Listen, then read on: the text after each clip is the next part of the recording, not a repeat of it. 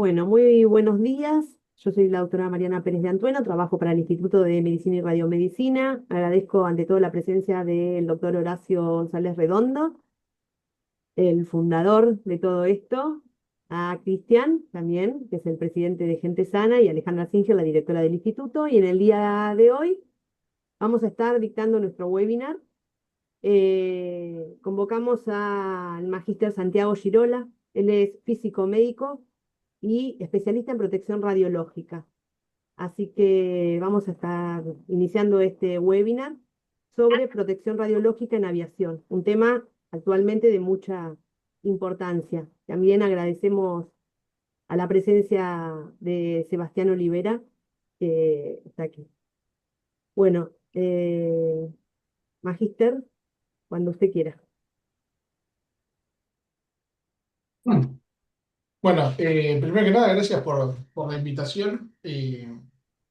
Nada, hoy, como tantas veces, participando de los webinars de- del instituto, que siempre están buenos y arrojan luz sobre temas que normalmente uno no está no es mucho del día a día. Digo, si bien yo trabajo con radiación ionizantes y hay mucha gente que trabaja acá con radiación ionizantes, de lo que vamos a charlar hoy no es la práctica más habitual, ni lo que uno piensa que puede tener, o puede estar involucrado en lo que nosotros conocemos como un trabajador ocupacionalmente expuesto. ¿Sí? Bueno, Sebastián, agradezco que estés acá presente. Esta charla que voy a dar ahora, tuve la suerte o la posibilidad de darla con la gente de APLA para contarle un poquito este tema, ya que también los tiene preocupados, ¿sí? Y es una cuestión que yo inicialmente no es un tema que manejara cotidianamente, sino que nosotros dando clases en la facultad son temas que nosotros tocamos, pero siempre decimos, bueno, ¿a cuánto equivale un viaje transpolar? Equivale a dos radiografías de tórax y es un comentario que se hace y no va más allá de eso. Eh, pero cuando uno empieza a indagar un poquito más sobre el tema y sobre las publicaciones que hay y las discusiones que hay sobre el tema, se empieza a dar cuenta que la cosa se pone un poco más picante, digo, ¿no? Me refiero a que se empiezan a trabajar dosis en las cuales uno está acostumbrado por ahí a ni verlas. ¿A qué voy con esto? Digo, a lo largo de la charla vamos a hacer algún ejemplo vamos a ver algunos cálculos, algunos números que nos muestran que las tripulaciones aéreas llegan a niveles de dosis de trabajador ocupacionalmente expuesto de un servicio de medicina nuclear, por ejemplo. Digo, ¿a qué voy con esto? Digo, yo trabajo en radioterapia y los que trabajamos en radioterapia, digo, tenemos los dosímetros, yo tengo el mío acá, eh, y los dosímetros leen cero, digo, ¿no? O sea, están por debajo del nivel de detección del dosímetro. Digo, ¿y eso por qué? Porque nosotros estamos atrás de un búnker que tiene paredes que tienen 2,5 metros de hormigón, 2,30 metros, 1,40 metros, digo, estamos protegidos de la radiación, ¿sí? Mismo servicio de radiología, a no ser que sea en radiología intervencionista, donde el técnico está operando al lado del arco en C, está en simultáneo, digo, son dosímetros que no leen nada. Sin embargo, los de medicina nuclear sí leen, porque son gente que está expuesta a la fuente. Digo, ¿a qué voy con esto? Digo, el técnico de medicina nuclear que está diluyendo el fármaco, que está en el cuarto caliente y demás, está con el fármaco trabajándolo en la mano. Si bien está con una caja de guantes eventualmente, una mampara plomada y demás, es una persona que sí recibe más dosis y está en el orden de los 3 4 milisieverts al año, por ahí. ¿Sí? 3 4 milisieverts al año uno lo empieza a mencionar y es una dosis que es aceptable para un trabajador ocupacionalmente expuesto. Hoy la norma dice que un trabajador ocupacionalmente expuesto en medicina nuclear tiene que recibir 6 milisieverts, digo, tiene que estar el cálculo hecho para que el trabajador haciendo su operación estándar esté alrededor de los 6 milisieverts al año. ¿Sí? Un trabajador en radioterapia estaría en el mismo número, o está en el mismo número, pero nosotros siempre estamos muy por debajo. Un técnico en diagnóstico está en el mismo número. Son los tres trabajadores que uno podría pensar eventualmente que son los más ocupacionalmente expuestos, están en esos números. ¿sí? Si ahora empezamos a indagar un poquito más en otras tareas, gente de reactores nucleares y demás, son gente que está más expuesta, tiene números por ahí un poco más altos, hacen tareas donde uno está realmente expuesto y es consciente que está expuesto a radiación ionizante. Ahora, en la charla esta que vamos a encarar ahora, la situación cambia. ¿Por qué? Digo, porque uno podría pensar eventualmente que cuando viaja en avión, uno no está pensando en la radiación que uno recibe o lo que nosotros se conoce como radiación cósmica. Es una cosa que uno no está pensando. ¿Por qué? Porque uno viaja, digo, no sé que sea una persona como muy acaudalada, o no viaja, uno no lo tiene como dos, tres veces por día o una vez por semana, se sube un avión y se va a algún lado. ¿Sí? Digo, ese trabajo queda para la gente de las tripulaciones aéreas y después vamos a ver a lo largo de la charla también que también a los por ahí CEOs o vendedores de empresas que viajan mucho. Oscar, cuando dio su webinar, contó que mucho tiempo vivía arriba de un avión, o sea que es una persona que también ha recibido, digo, no solo cuando contó su vasta experiencia Dale, ya cambiando vamos, bombas de Luli. cobalto. No solo la dosis que recibe por ese trabajo, sino por la que recibía por viajar a lugares que, digo, él contó que iba, bueno, hacía Buenos Aires, Canadá, por ahí dos, tres veces al mes, digo, ¿no? Entonces, digo, inicialmente uno no podría pensar que eso no influye, pero cuando empieza a hacer los números, se empieza a dar las cuentas y empieza a ver los valores, se empieza a dar cuenta que cuando empezamos a sumar por otro, por otro, por otro, por otro, tenemos una dosis que es considerable, ¿sí? Bueno, habiendo hecho este preámbulo por ahí un poco extenso, voy a intentar compartir pantalla. Dígame si se ve bien. Tum, tum, tum.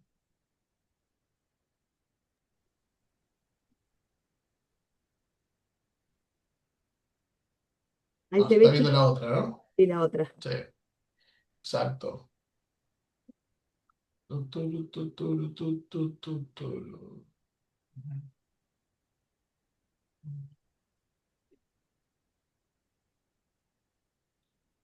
Ahí. Sí, perfecto.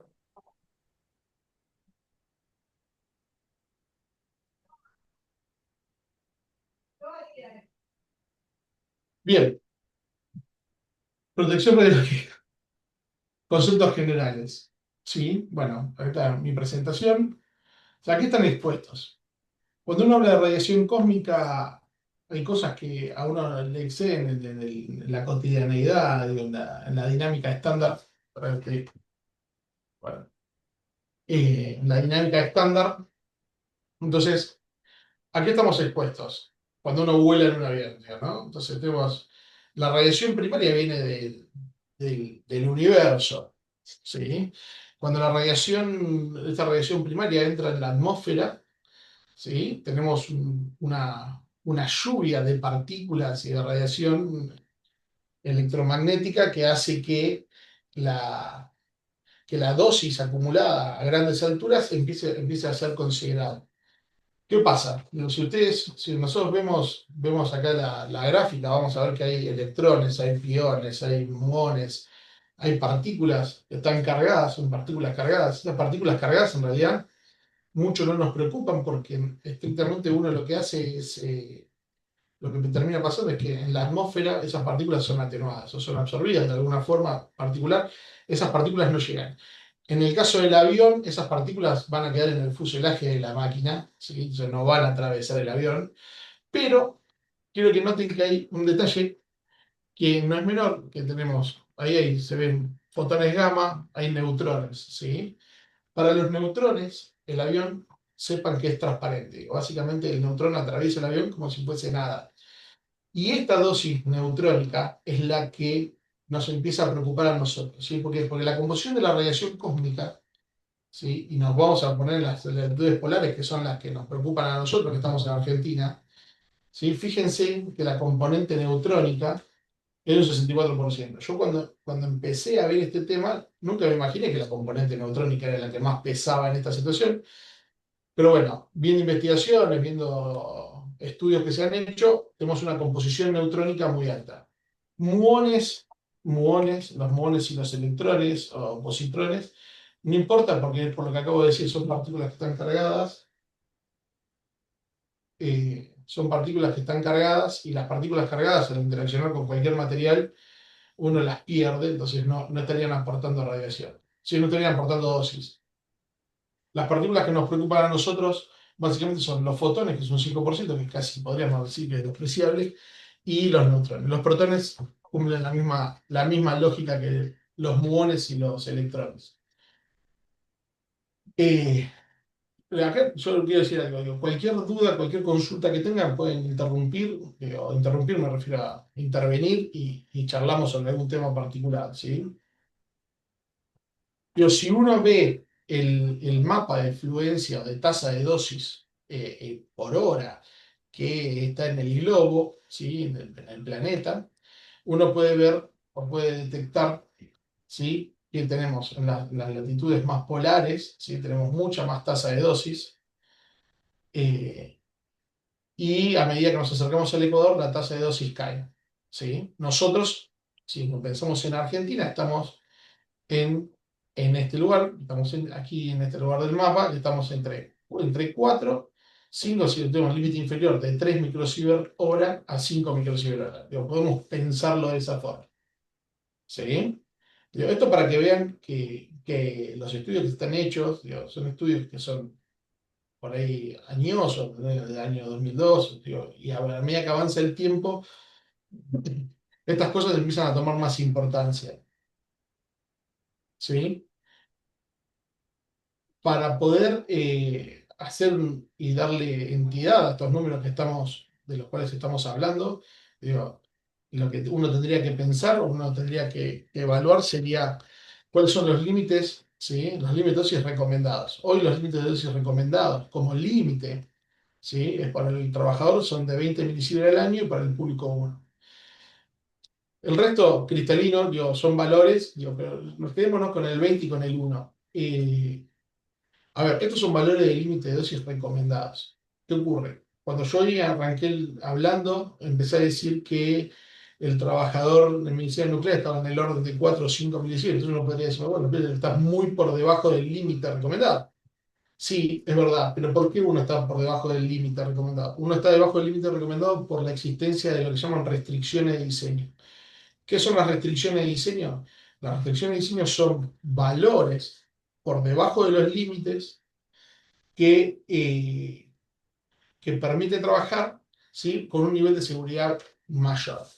Lo que uno está pensando es que si uno tuviese 2 o 3 fuentes de trabajo, si lo queremos pensar de esa manera, uno podría recibir la dosis de la restricción y no así pasarse del límite de dosis recomendada. Estamos hablando de trabajadores, ¿sí? Y estamos hablando del público. Estamos hablando del público y de los trabajadores, 20 milisievert. ¿Sí? Hasta acá, digo, esto es para contextualizar los valores de los cuales veníamos charlando. Ahora, ¿por qué la dosis neutrónica es, o sea, si bien la dosis neutrónica, como acabamos de ver, es la componente más alta de la radiación cósmica y más a latitudes polares, ¿sí? ¿Por qué la componente neutrónica tiene un gran factor de aporte de dosis? Porque acá, digo, en el ICRP, ¿sí? El ICRP, que se publicó en el 2007, acá lo que uno puede ver es el concepto de dosis equivalente. El concepto de dosis equivalente, para que lo puedan traer a tierra y lo puedan dimensionar, es yo normalizo la dosis en función de la dosis que aporta un fotón. ¿Sí? Entonces, digo, bueno, el fotón aporta un porcentaje, un valor de dosis 1, que es lo que nosotros en física llamamos normalización. Y quiero que vean que los neutrones, dependiendo de la energía que tengan, pueden ser de entre 2,5 veces más que un fotón hasta 20 veces más que un fotón.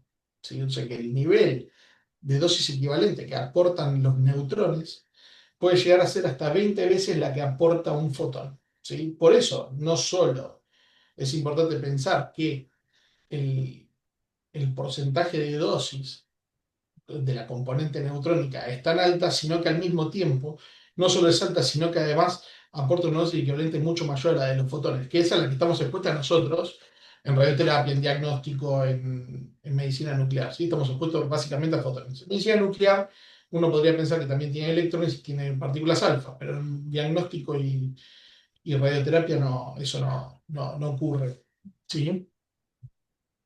Eh, entonces, volviendo al tema, por eso los neutrones tienen un aporte de dosis muy alto, y si estamos pensando que en la radiación cósmica tiene este aporte, ¿sí? Uno podría decir, bueno, está bien, Santiago. Entonces, si vos tenés ese aporte, ¿por qué a nivel de la Tierra no estamos tan preocupados? Bueno, a nivel de la Tierra no estamos tan preocupados por esto que hablábamos de que la atmósfera va atenuando y va deshaciendo desaparecer, va perdiendo esta fuerza de la radiación. Pero las tripulaciones que están volando a 11.000 metros están al borde, ¿sí? Están en el borde donde recién empieza a aparecer esta cascada de radiación. Entonces ahí es donde empieza a importar esto de la existencia de los neutrones, ¿sí?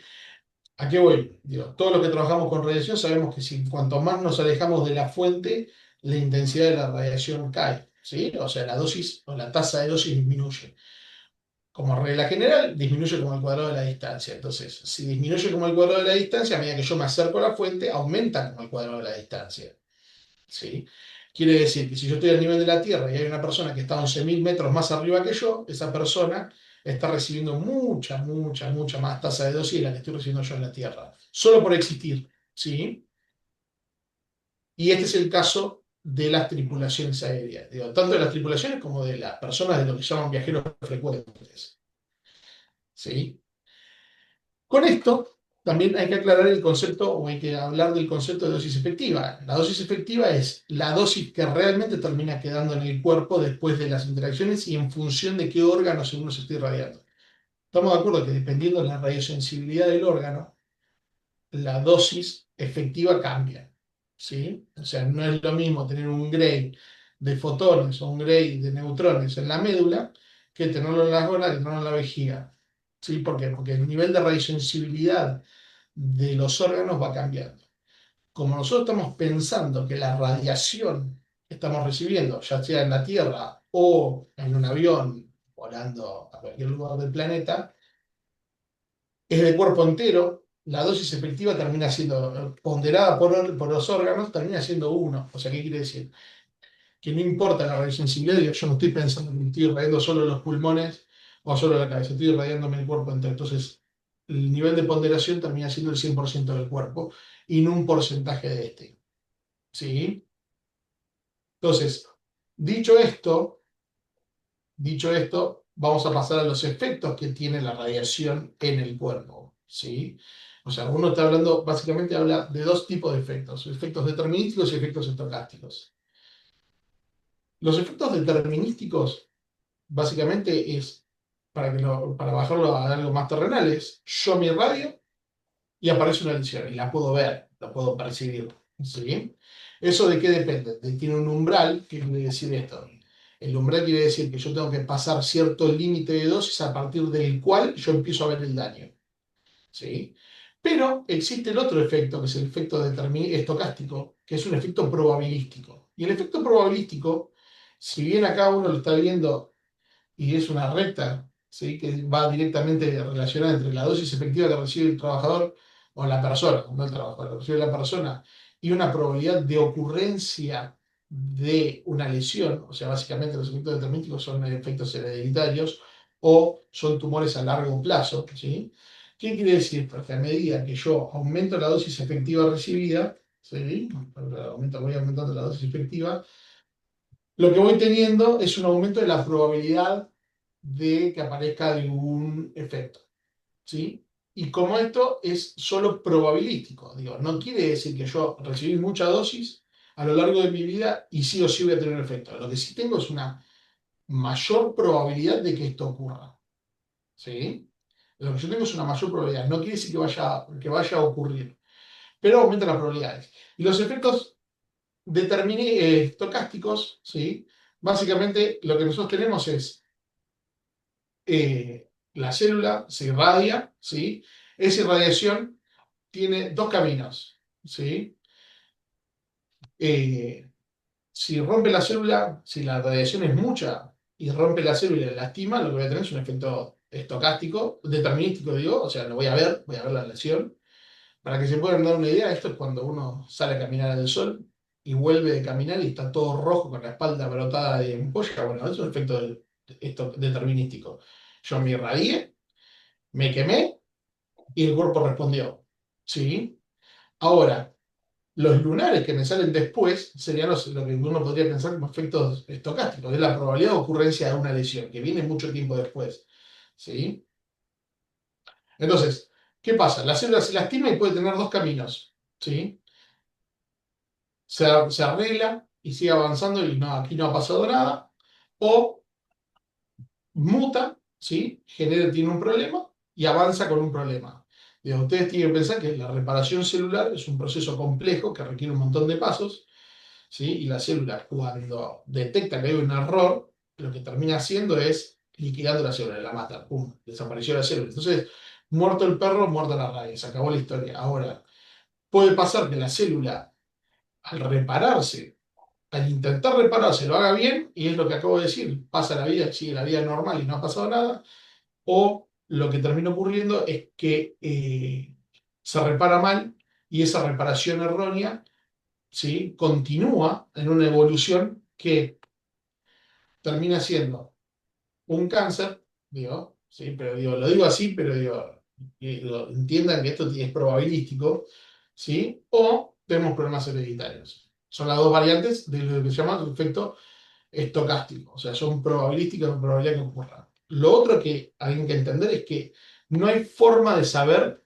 si un cáncer es reinducido. ¿A qué voy con esto? Porque si un cáncer es reinducido, yo no puedo agarrar y hacer un estudio patológico de histopatología de una lesión y decir, ah, este cáncer se produjo por exceso de radiación. No hay forma. Uno lo que puede saber, lo que puede estimar es, este paciente o esta persona estuvo expuesta a radiación durante mucho tiempo de su vida, lo cual quiere decir que tiene altas probabilidades de tener un cáncer. ¿Sí? Entonces, bueno, ahora, para esto poder decir, esto ocurrió porque yo trabajo en una planta nuclear, yo trabajo como tripulante, soy el capitán de un vuelo, o soy azafata, o soy CEO corporativo de, no sé, de una empresa que viajo 3 veces por semana a Nueva York. Lo que yo tiene que ver es el estudio de cuál es la media de la aparición de enfermedades y ver si estamos desplazados de esa media, ¿sí? Si todos los trabajadores de esta área están desplazados de la media mundial de la aparición de lesiones, cualquiera sea esta, una particular, uno podría decir eventualmente que eh, ese trabajador tiene la alta probabilidad de desarrollar algún tipo de tumor por la actividad que realiza, ¿sí?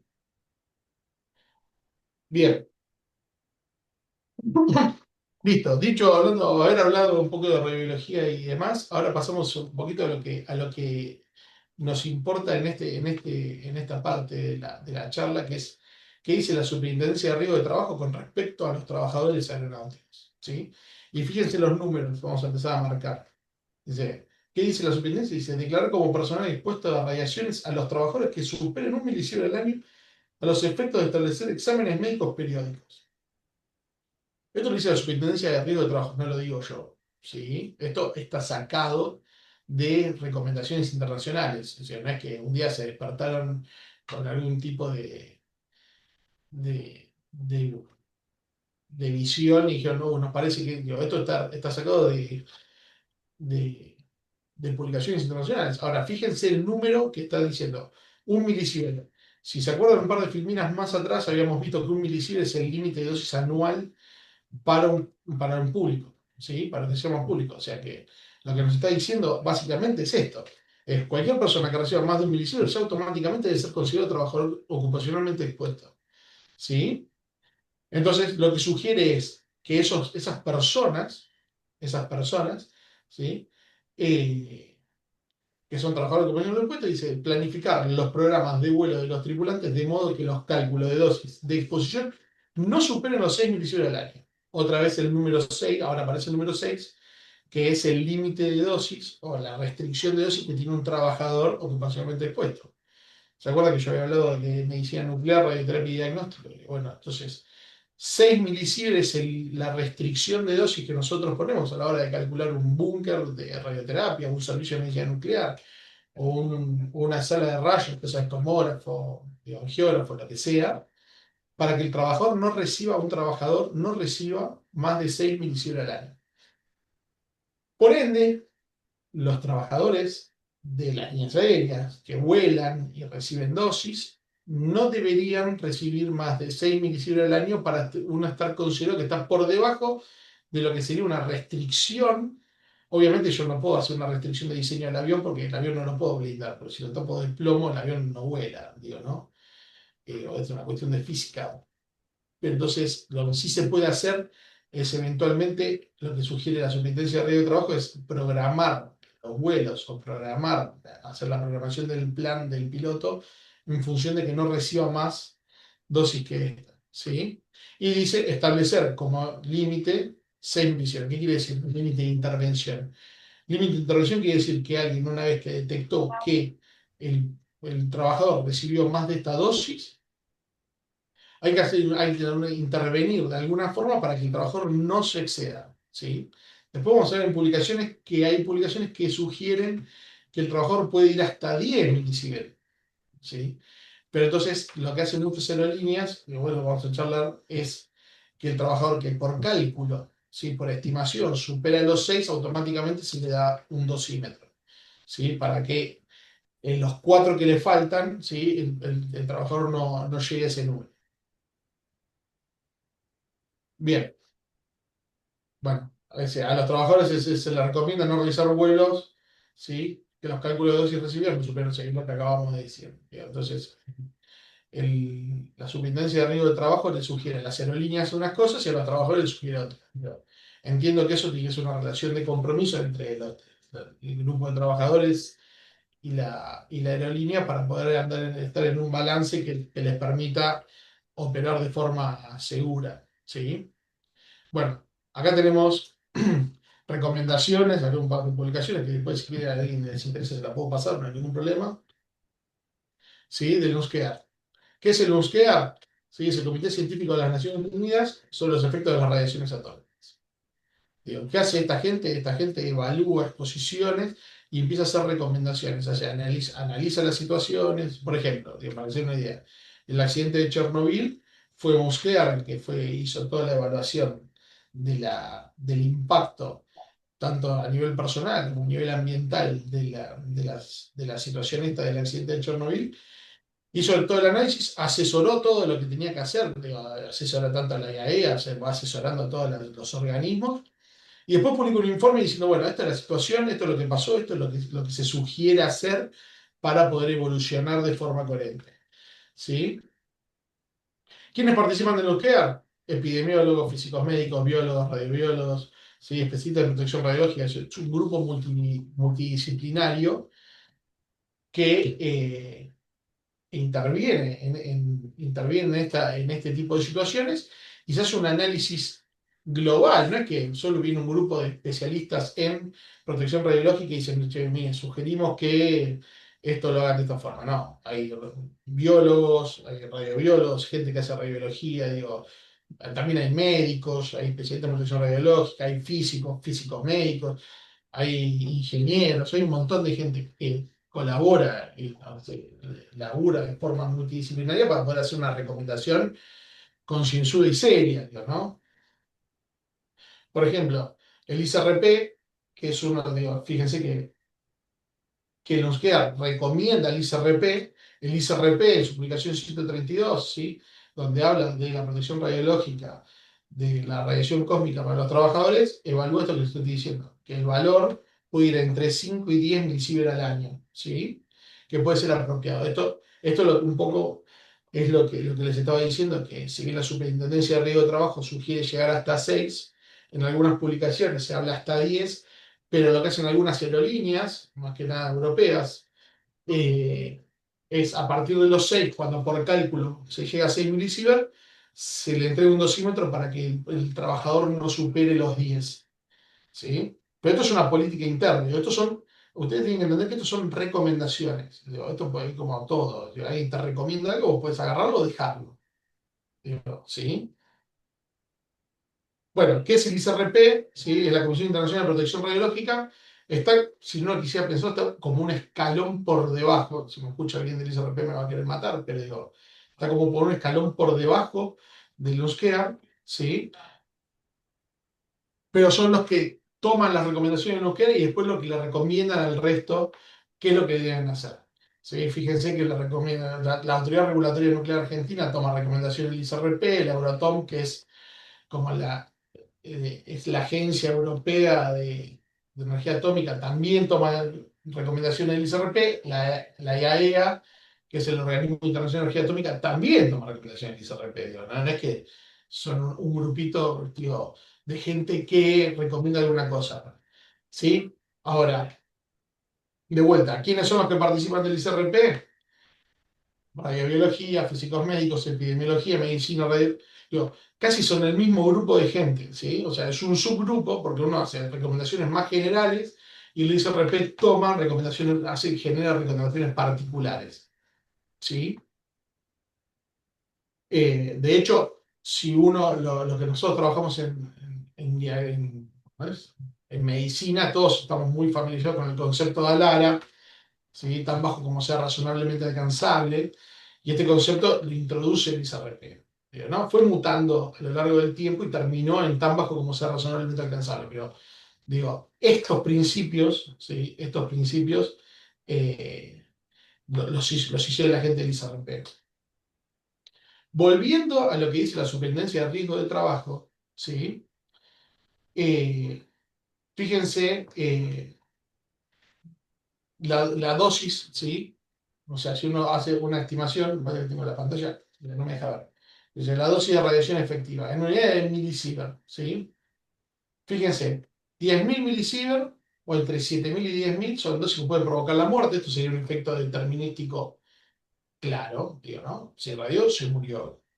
Digo, y a partir de ahí vamos a ir yendo para abajo, ¿sí? Y podemos ir viendo todas las recomendaciones, cómo llegamos al límite de dosis, fíjense, 20, que es lo que habíamos hablado al principio, dosis anual máxima promediada para trabajadores expuestos según, y son las recomendaciones, y esta línea en realidad debería estar un poquito más arriba, porque tenemos que estar arriba alrededor del 6, pero digo, si este es el 6.9, el 6 estaría por acá, ¿sí? Que es lo que la Superintendencia de Riesgo de Trabajo determina como el límite superior de dosis recibida por un trabajador ocupacionalmente expuesto. ¿Sí? Fíjense, fíjense, 0,6 milisievert, ¿sí? Es por una radiografía de estómago. Debe ser una radiografía de abdomen, ¿no? 0,5 dosis recibidas por una radiografía de tórax. Digo, son dosis, son bajas. Digo. Por ejemplo, 0,0024 es la dosis de radiación nuclear por día. Eso por existir. En Argentina uno recibe 0,0024 milisievert. ¿Sí?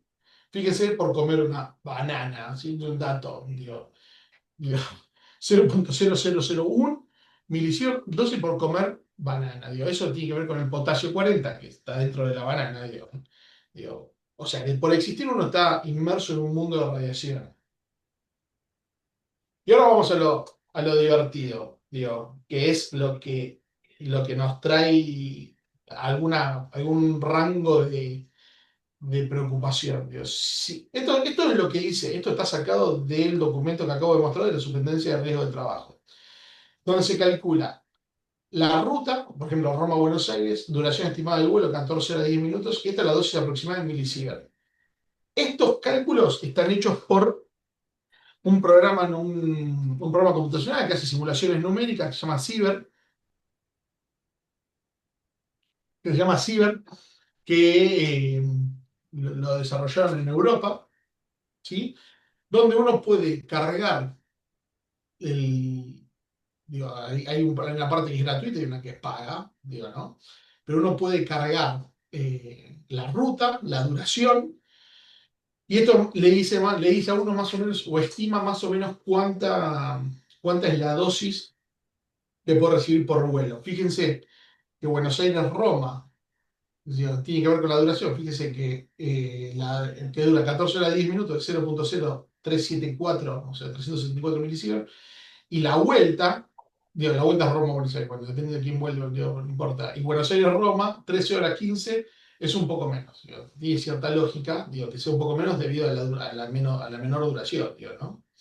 Digo, ahora, si uno se pone en una cuestión más sofisticada y entra en algún programa americano también, digo, uno podría setear, digo, en los distintos stops en la altura donde tiene las aeronaves van ganando altura y van haciendo equilibrio. Digo, Seba, corregime si estoy diciendo alguna burrada de esta, pero uno puede, o sea, tiene distintas alturas en las cuales el vuelo va evolucionando, entonces uno podría saber cuánto tiempo estuvo a determinada altura y eso darte proporcionalmente cuánto es la dosis que recibió. Digo, esto es promedia entre la subida y la escalada hasta la altura del crucero y la del aterrizaje, digo, ¿no?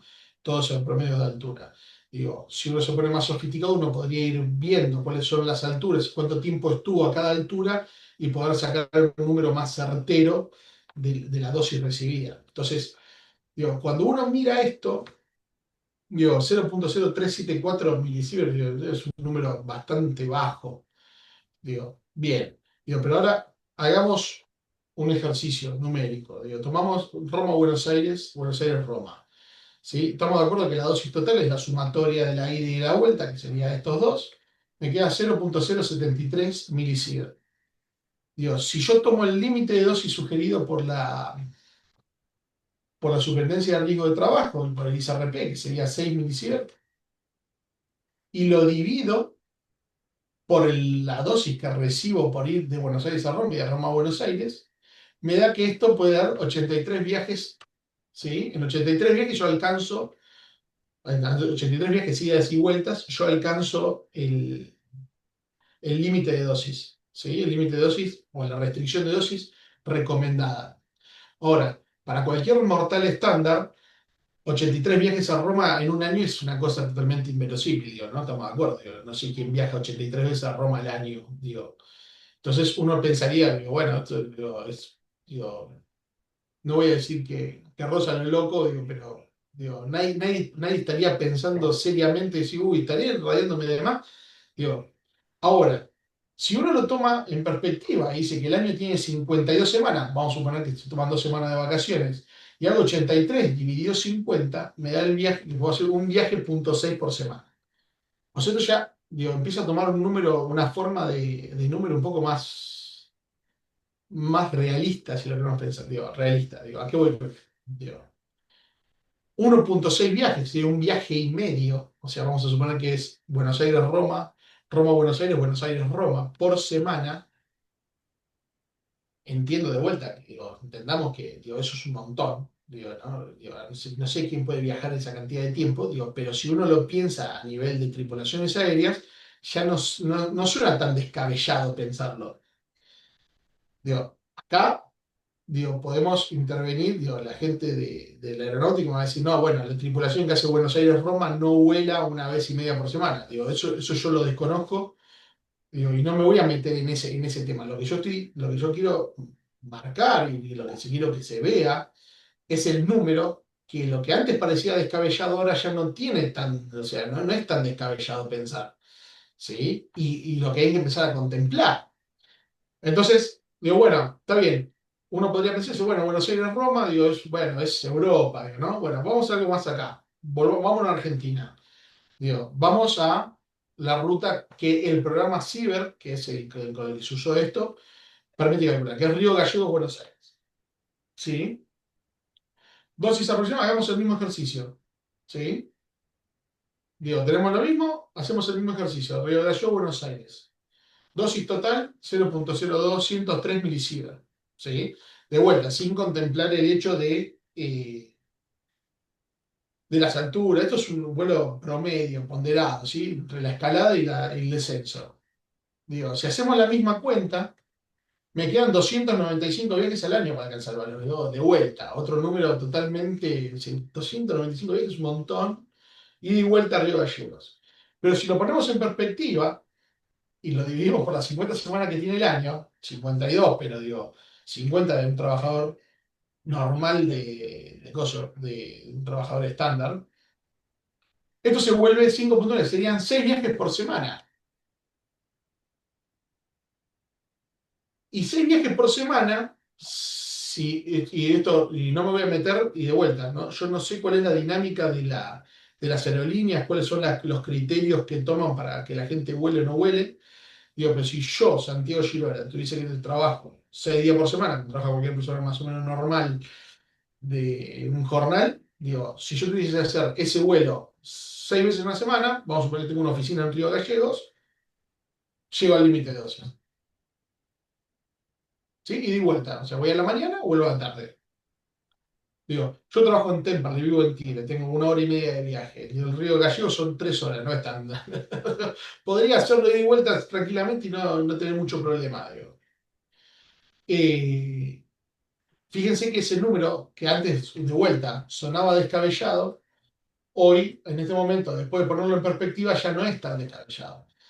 De vuelta, me van a decir, no, bueno, pero la tripulación no hace ese vuelo. Digo, estamos de acuerdo. Digo, yo lo que estoy haciendo es tratando de llevar los números que tenemos en una simulación numérica a algo de traerlo a la Tierra, de algo más terrenal para verlo. Después, la dinámica, la logística de las empresas, yo la desconozco, ¿sí? No estoy juzgando ni estoy diciendo qué es lo que tienen que hacer. Digo, yo lo estoy tratando de llevarlo a los números que uno puede manejar.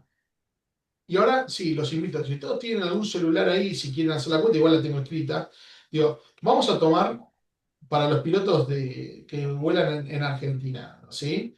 En Argentina estamos, como dijimos al principio, tenemos la franja verde y la franja amarilla, ¿sí? Voy a tomar solo el ejercicio, solo el límite inferior, ¿sí? Porque piensa que el límite inferior de la franja amarilla es 3 microsievert hora y el límite superior de la franja verde es 5. Entonces voy a tomar solo el límite inferior y vamos a hacer porque, bueno, no lo tengo, juro por Dios que estaba hecho en una filmina, pero no está, bueno, no está. Eh, Vamos a hacer así, si tienen un celular, agarren el celular y vamos a hacer una cuenta, ¿sí? El que no va a agarrar el celular, no se haga problema, yo la voy a decir, me va a tener que creer. Digo, el que agarre el celular se va a convencer, ¿sí? Digo, 3 microsievert hora, ¿sí? Si yo ese número lo divido por 1000, me queda 0.003 milisievert hora, ¿sí? Solo hay que dividir por 1000 ese 3 que acabo de hacer y me queda en 0.003 milisievert hora. El que está haciendo la cuenta está viendo lo que estoy diciendo. Ahora si eso lo multiplicamos por 8, que serían las horas de una jornada de trabajo de un técnico radiólogo, ¿sí? Ese número nos queda 0.024 milisievert día. Ahora, si ese 0.024 milisievert día lo multiplico por 5 días, que son los Perdón, días de una semana, Santi, perdón, Santi, sí, discúlpame. sí, ¿Estás hablando la jornada laboral técnico radiólogo por 8? sí, Dios, un banquero, elegí lo que No, no, bueno, quieras. no, pero ahí tendrías que hacerla por menos porque es entre 4 y 6 horas para los Bueno, técnicos radiólogos. corrijo, te ¿Ok? pido mil disculpas. No, pero eso es un ejercicio nada más, puede ser, no sé, elegí un panadero, No, pero no, no, perfecto. Para la jornada, vamos a poner un técnico radiólogo para la jornada nacional. Listo, dale, está todo bárbaro. Pero tener esa sí, consideración que justo el sí, que está bien, por ahí elegiste no fue es el de mejor ejemplo, reducción sí. horaria. Bien, entonces, estamos en 0.024. Si eso lo tomamos por 5 días por semana, nos queda 0.12 milisievert semana. Y si eso lo multiplicamos por 50 semanas al año, me da 6 milisievert al año. O sea que llegué al límite de dosis. Solo haciendo esa cuenta, tomando el límite inferior del mapa de tasa de dosis publicado. ¿Sí? Digo, para que se den una idea del-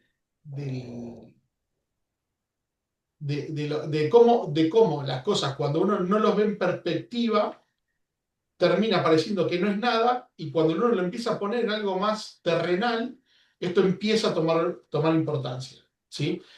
Lo que dice Jorge es cierto, digo, yo por ahí puse el ejemplo del técnico radiólogo. El técnico radiólogo son 4 horas 25, digo, Jorge, corregime, digo, si estoy diciendo, digo, tiene otro esquema, digo, por cuestiones de protección radiológica y demás, digo, porque son trabajadores ocupacionalmente expuestos decretados fuertemente, ¿sí? Digo, ahora, una tripulación aérea que si tuviese que trabajar 8 horas por día a este régimen, trabajando normal, llega al límite sin transpirar, ¿sí? Y nosotros tenemos vuelos en Argentina tenemos vuelos de 3 horas y pico, digo, pero por ahí el piloto sale a la mañana y vuelve a la noche, digo. Digo, por ahí voló más de 8 horas por día. Por ahí al otro día descansó, digo, pero digo, en promedio es este número. Entonces, lo importante de esto es esto que estoy diciendo de poner en perspectiva los valores. Cuando uno mira un valor aislado, le parece que no es nada. Cuando empieza a hacer los cálculos, parece que se va a una cosa desorbitante, pero cuando lo lleva a algo terrenal, la cosa se acomoda y ya empieza a tener otro color. ¿Sí? Eh, Bien, para esto las empresas lo que tienen son oficiales de protección radiológica que se encargan de hacer este traqueo de que la dosis de los trabajadores esté por debajo de los límites. Digo, y no lo mencioné, digo, lo mencioné muy por arriba, digo, pero los CEO de las empresas, digo, porque por ahí el CEO de alguna empresa sí hace 2 veces por semana Buenos Aires-Roma, no lo sé. Digo, y estoy hablando de Roma, no estoy hablando de Japón, no estoy hablando de vuelos transpolares, no estoy hablando de esos vuelos, estoy hablando de Buenos Aires-Roma, transatlántico. Entonces, digo, los viajeros frecuentes y los CEO de las empresas también a veces deberían ser trabajadores comercialmente expuestos. Eso, digo, lo dicen las publicaciones.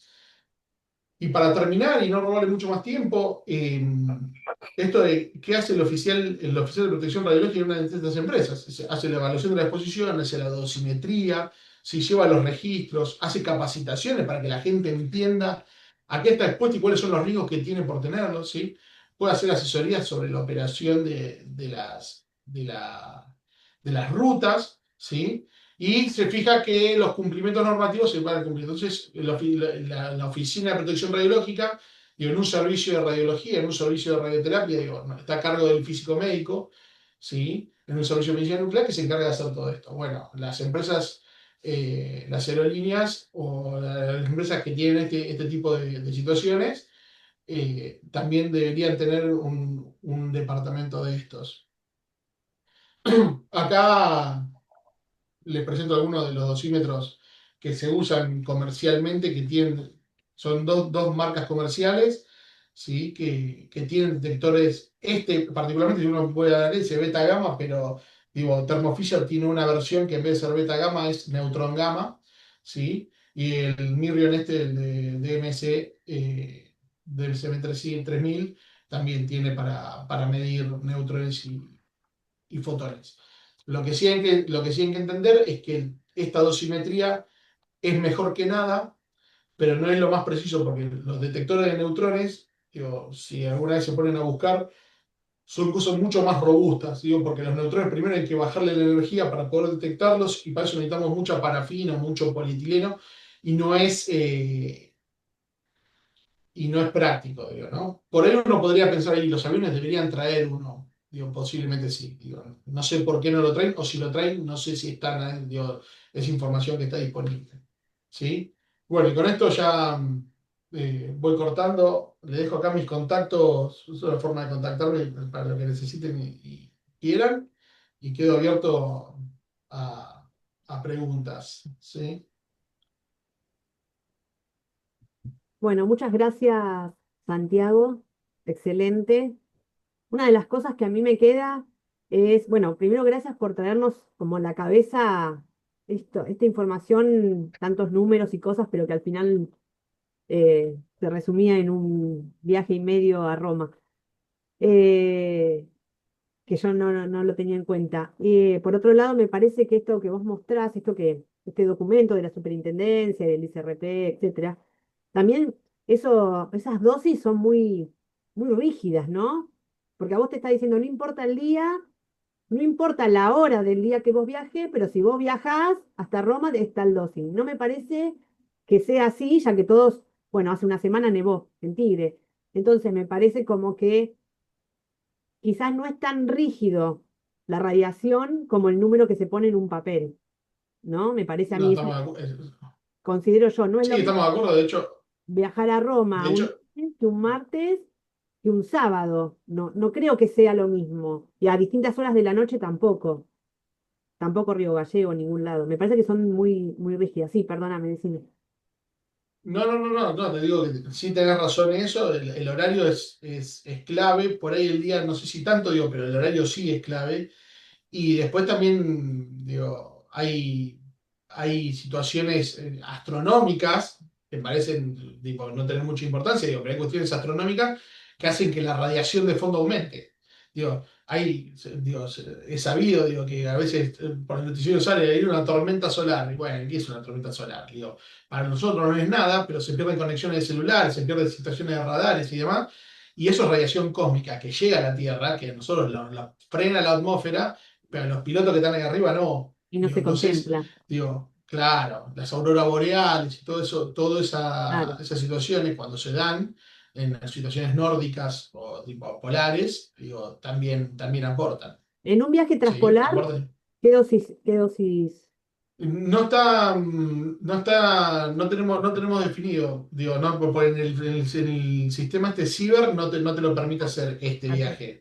Digo, Buenos Aires-Oakland, por ejemplo, que ahora salió que hay una aerolínea china que lo va a hacer, va a ser Buenos Aires-Shanghái, creo, a través de vía Oakland.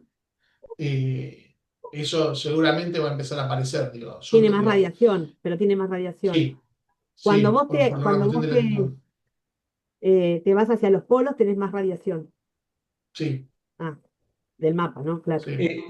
Santiago, yo entiendo también la influencia de la altura, porque en la etapa que volaba el Concorde, la exposición probable a llamaradas solares era más alta y había en las cabinas de detectores de radiación, lo cual hacía que modificara la cota de altura, cosa que las líneas comerciales comunes, yo creo que hoy no están equipadas con dosímetro, con lo cual establecer esos 6 milisievert, entiendo que se hace por modelos matemáticos, porque si no hay dosimetría.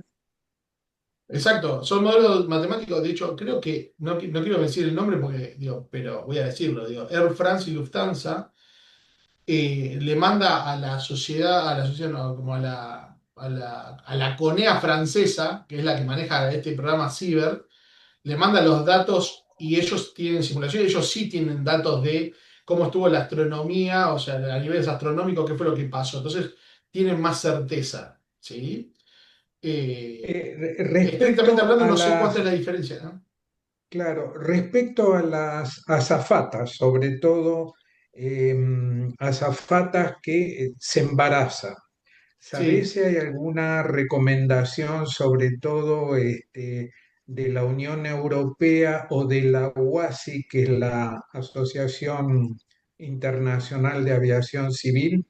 no, la verdad que no tengo ni idea. No sé cuál es la política de las aerolíneas con respecto a zapatas embarazadas tampoco. Digo, Por si lo que yo yo tuviese que tengo, pensarlo, pensaría que yo sería igual del servicio de radioterapia por lo que tengo entendido, los ponen en planta. en tierra. Sí, sí, las ponen en tierra. Bueno, yo estudié azafata. Pero los ponen en tierra con las características de un trabajador habitual o de un trabajador potencialmente expuesto.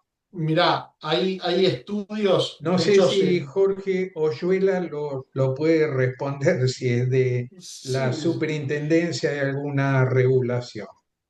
sí, lo que sí hay, ahora le dejo a Jorge que explique esto, digo, lo que sí hay estudios hechos ¿cómo se llama? En las fuerzas aéreas americanas, por ejemplo, donde los trabajadores de la plataforma, pero en portaaviones, por ejemplo, donde están sometidos a, agentes exógenos químicos, básicamente, lo que es combustible, aceites, vapores y demás, que tiene una alta incidencia de cáncer. pero es por otra cosa, ¿no? Es por una cuestión química, digo, no por una cuestión de radiación. Pero por eso también, digo, me estimo que la planta debe ser en una oficina y no en un lugar donde estén expuestos agentes químicos, digo, ¿no? Digo, voy a aclarar eso, digo, pero digo, después hay También, preguntas y hay manos levantadas, así que Jorge, sí, Jorge, puedo. Oh, no, primero estaba Maxi Arrieta. ah, bueno, Maxi, ¿Qué tal? Buen día a todos. Una buen disculpa que día. no tengo disponible la cámara. En caso particular mío, yo soy piloto de línea aérea de una aerolínea muy conocida, ubicada en Panamá.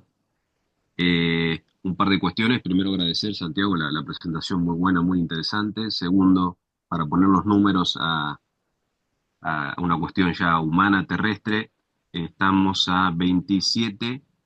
Para que tengan una idea, yo en lo que va del mes hice 3 vuelos a Buenos Aires, Panamá, Buenos Aires, Panamá, 3 vuelos completos por cuestiones laborales y 2 vuelos más, ya llevo 5 por cuestiones personales. Tengo mis padres acá, yo soy argentino, pero bueno, vivo en Panamá, así que para poner en contexto todo esto, ¿no? Así que Claro. ya prácticamente sin transpirar, estoy bastante expuesto. Eso como punto número uno.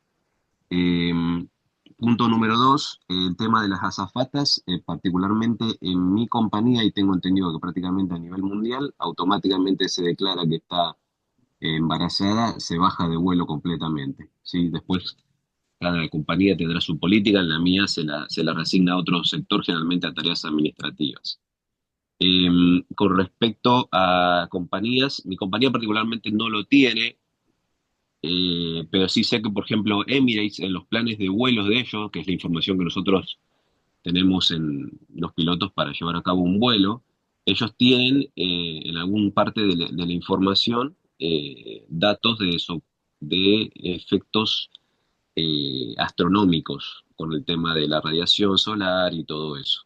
Eso sí lo tienen. Sé que, por ejemplo, gente de Delta Airlines, ellos suelen volar, los pilotos, yo los escucho siempre por la radio, volar a altitudes más bajas, por debajo de los 33.000 pies. Eso es una idea de los 9.000 metros, ronda por ahí más o menos.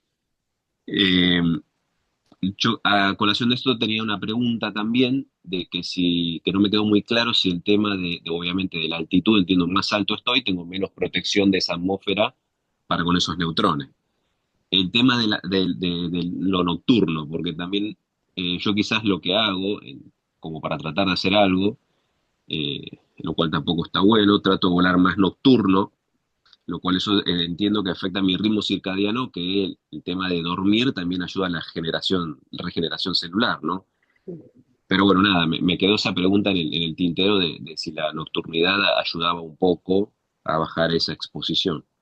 Mirá, digo, estrictamente yo te diría que no. Digo, no porque la radiación cósmica, o sea, el universo no entiende si, o sea, no es, la radiación cósmica no es solo solar, digo, es de todos lados. Entonces es como que no terminamos no es que podemos definir, bueno, cuando es de día, puede haber una leve variación, seguro, pero no creo que sea significativa, digo. Y esto te lo digo solo teorizando, digo, no sabiendo los datos certeros, digo.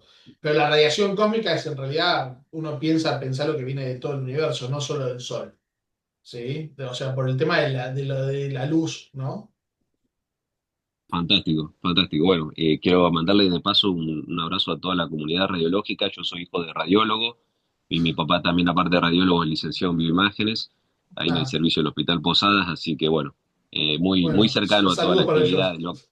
Lo acompañaba a mi viejo de chico a hacer sus guardias pasivas y eso, así que Bueno, bueno, nada, un abrazo ahí bueno, para todos. dale. muchas gracias, Maxi. Muchísimas gracias Gracias a ustedes. por tu aporte, muy interesante. Sí, la verdad que muy interesante tu aporte. Ahora sí, Jorge Oyuela, que está mal de la No, tengo- garganta, así que no tengo problema que pregunte Oscar, que lo veo con cara de preocupado. Oscar, Está realiza. preocupado por todos los viajes que hizo a cambiar fuente. Quiere No, no, saber no, no, cuánto. Jorge, por favor, Jorge, podés preguntar, yo después esta consulta nada más que hacer respecto a esto, no hay No, problema. Preguntar bueno, tranquilo. bueno, bárbaro. No, antes que nada, primero felicitarte, muy linda clase, Santiago. Muy bien, Bueno, la verdad, gracias. muy bueno y poner en juego esto. es más que interesante. Lo que vos mostraste es una ficha técnica que se hizo en el marco de una mesa cuatripartita, ¿m? Con los gremios, la superintendencia como reguladora, como mediadora, y donde se llega a documentos de consenso. No tiene el peso de una resolución, de una norma, ¿sí? Claro, Por eso se habla de recomendaciones también. Si bien, sí es cierto que yo no participé en ese documento, en ese momento, también fui un poquito crítico en esto de establecer lo de la obligatoriedad de los exámenes médicos a partir de un milisievert, precisamente por lo que vos dijiste al principio. Todos los que vos mostraste tu dosímetro, principalmente trabajan en salud y tienen un sistema de dosimetría física pasiva, como es un dosímetro personal, como el que mostraste. eh, no hay, los límites, la limitación de dosis es de 0 a 20, no es de 1 a 20. ¿Mm? Entonces, estamos diciendo que de 0 a 1, ¿qué? No se haría claro. nada y tendríamos que tener, vos que haces radioterapia, en cuenta siempre las 5R, ¿no? Sí, sí. ¿Sí? Las 5R, dentro de una de las cuales está la radiosensibilidad individual.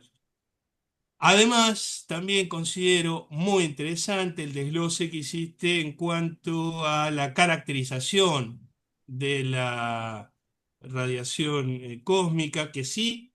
Cierto es, Maxi, no es solamente solar, ¿no? Tenemos anillo de Van Allen, bueno, es un bombardeo continuo que hay, ¿no? Pero el componente del 64% de neutrónica, y como bien dijiste y mostraste también el factor de ponderación de la radiación, estamos a la altura de números que superan a los fotones con los que nosotros trabajamos. Yo soy radiólogo también, Maxi, también le digo, de origen.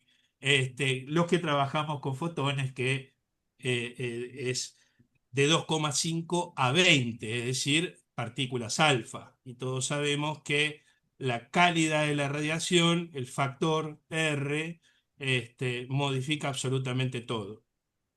Esto más que nada es como mi intervención viene a poner en juego que me gustó mucho tu charla. Bueno, genial, También me está alegro. bueno el tema de hacerlo visible en cuanto a lo que es un trabajador en salud, por ejemplo, que lo hiciste la comparativa con los técnicos radiólogos, que bueno, te hice esa consideración porque bueno, sí, tienen consagradas la insalubridad por convenciones colectivas de trabajo, la ley 2744, y que trabajan entre 4 y 6 horas por día, es decir, 24 o 36 horas semanales. A diferencia de la jornada normal y habitual en Argentina, que son las 8 que vos dijiste, son las 48 horas Claro. semanales. Finalmente, en cuanto al personal de la tripulación aérea femenino que puede quedar embarazado, era la pregunta que vos hacías, Horacio, y querías que yo Sí, interviniera o que dijera. Cada política de las aerolíneas, es decir, la política aerocomercial de cada una de las empresas, como también dijo muy bien Maxi Arrieta, y también Santiago lo mencionó, al desconocer, bueno, cada uno tiene su política, ¿no? Esta política sí responde a, generalmente, como son compañías internacionales, Maxi, corregime si seguís en línea escuchando, a políticas de la IATA también. Entonces, se estima y se siguen las sugerencias de los organismos internacionales. Más allá de la legislación nacional que pueda haber en cada país, se siguen las sugerencias internacionales. Yo no me acuerdo cuál era la Euratom que habla precisamente sobre, bien específicamente, sobre las cuestiones de embarazo, pero sí se sigue el procedimiento teniendo en cuenta lo mismo que es una mujer Yo cuando creo queda que, embarazada. Jorge, perdón, creo que más que IATA es OASI. Ah, bueno, No sé gracias, gracias. si está la persona de APLA, el piloto, porque lo puede, porque IATA es a nivel de transporte comercial, una serie de cosas, pero Sí. OASI es la sede en Canadá que regula alguna de estas cuestiones. Por Eh, eso me tiré al agua pidiéndole a Maxi Arrieta, que había intervenido antes, que nos aclarara. Eh, sí, quizás aclarando un poco eso, bueno, yo particularmente, en mi caso particular, soy un piloto raso, común y corriente, capitán de la línea aérea. Entonces, hay cierta información que obviamente no está dentro de mis manos. Quizás la gente que está en el sindicato y que es la que articula entre nosotros los pilotos y la compañía, sí. Sí sé que hay campañas, por ejemplo, muy fuertes con el tema de la protección y el uso del protector solar, que de paso dejo la pregunta si es que realmente ayuda algo.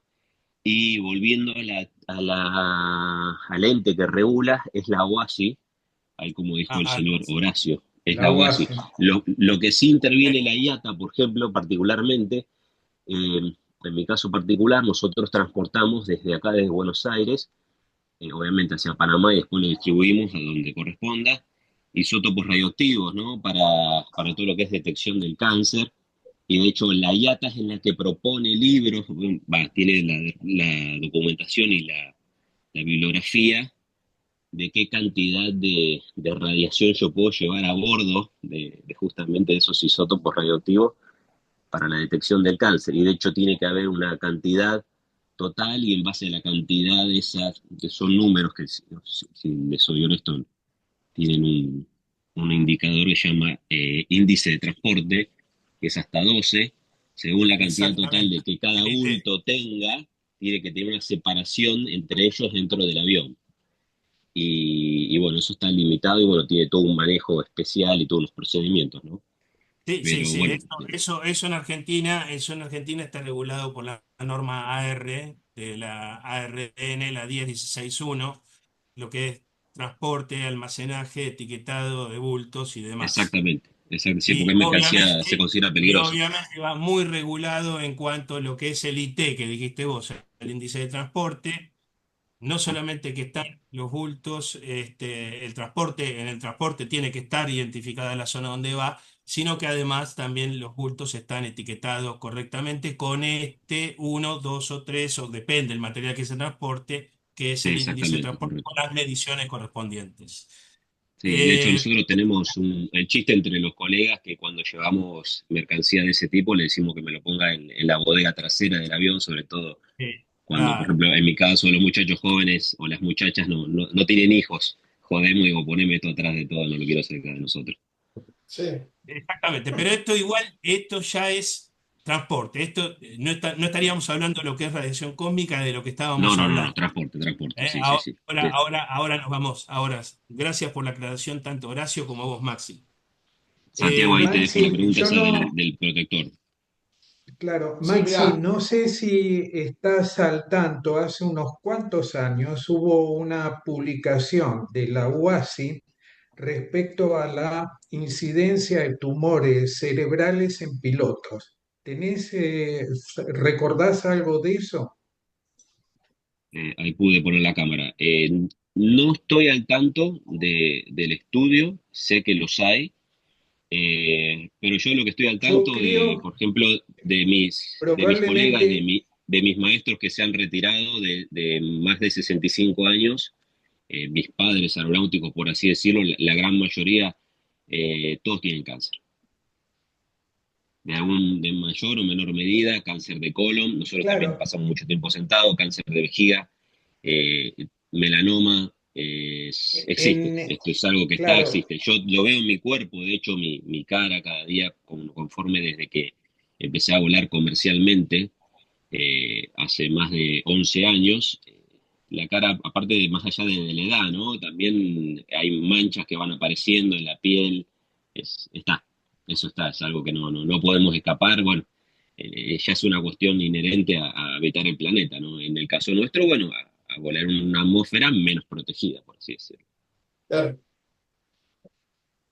Bueno, yo quería terminar o darle un poquito también de marco de lo que es la ficha, ¿no? De aviación que se hizo en cuatripartita. Esto se hizo en el año 2018, es decir que por suerte se empezó a tomar el tema de las tripulaciones aéreas y al sistema de riesgo de trabajo, la CRT, se les puso en juego esto de que son personal expuesto. Siempre hay un inicio. Y obviamente la obligación de la declaración como personal expuesto bajo el código 90.002 que en el año 19, con la sanción de la resolución 81, el sistema de vigilancia y control de sustancias y agentes cancerígenos, queda reservado para lo que es radiación de tipo natural, ya sea tanto cósmica como NORM. El código 90.002 no lleva 90.011, no lleva los otros códigos que utilizamos para la caracterización de la exposición a otro tipo de radiación identificada, precisamente por las características especiales. Asimismo, las tablas que vos mostraste de los vuelos y los horarios, obviamente se utilizó la versión gratuita de Ciber. La Sí, porque lo versión gratuita, verifiqué. exacto, la versión gratuita de Ciber, pues nosotros sugerimos que se utilizaran PSQR. Yo hice particularmente un informe de esto, que lo estaba viendo recién mientras, acá en privado, ¿no? Para recordar un poco. Está el PSQR, que es el canadiense, o el CAR 17 que pusiste vos, el CARI 17 o CARI 7, no me acuerdo bien Cali 7. los números. Ese es el que podés poner las Es- alturas. En el gratuito podés poner las alturas. Podés ir Exactamente. variando.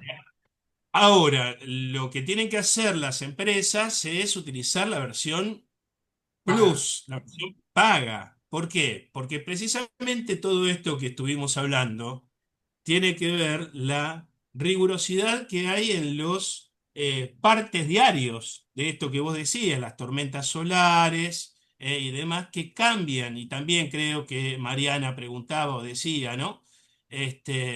Y también tiene que ver con los vuelos nocturnos o diurnos y demás, porque cambian las condiciones o pueden cambiar las condiciones que pueda haber una tormenta solar que son muy grandes y que ponen en riesgo incluso los sistemas informáticos por el tema no ionizante, las comunicaciones, ¿no? Y la interferencia de las no ionizantes, por ejemplo. Sí, obviamente que se modifican. Los vuelos transpolares que Aerolíneas Argentinas oportunamente tuvo hace unos años, creo que por la década del 80, 90, si mal no recuerdo, hasta que se suspendió la ruta y que ahora se van a poner nuevamente en juego, como dijiste, eso también tiene que ver. Hay que tener en cuenta, creo que esto apunta a lo que decía Mariana, eh, no es lo mismo un vuelo a nivel ecuatorial, como vos mostraste también en los gráficos, que a nivel polar. Y también tiene que ver, no es lo mismo Río Gallegos, Buenos Aires, Río Gallegos, porque la duración, a pesar que nosotros tenemos un país extenso y es un vuelo de 3 horas, no menos de 3 horas, ¿no, Maxi? Este, entonces, bueno, también tiene que ver la duración y la altitud. Los de cabotaje no son como los internacionales, ¿no? Que van a mayor altitud.